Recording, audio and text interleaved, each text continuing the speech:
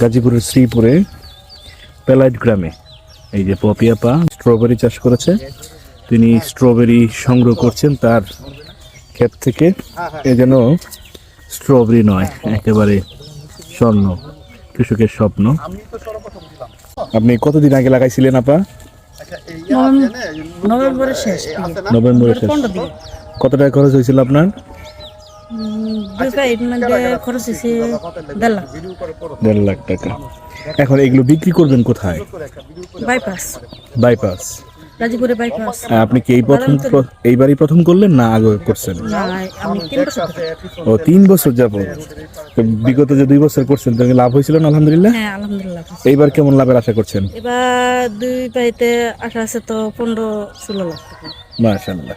Already 7-8 lakh উঠে গেছে। বিক্রি করে ফেলছেন? মাশাআল্লাহ।